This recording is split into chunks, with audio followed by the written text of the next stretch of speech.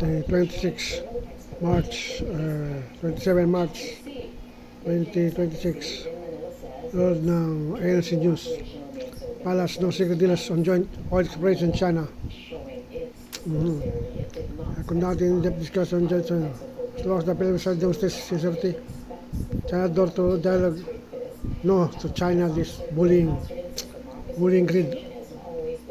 No to joint exploration in the West Philippine Sea. This is Philippine sovereignty.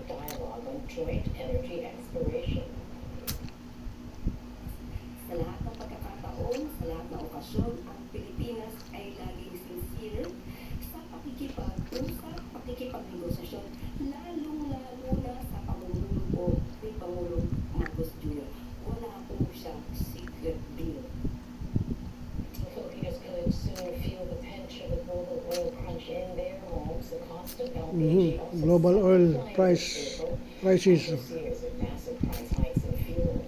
LPG provider Vegasco expects a 30 peso increase per kilo in their products on the back of higher shipping costs. This will push the price of LPG tank as much as 440 pesos. It assured consumers they have enough supply per month, with the price increase also done gradually.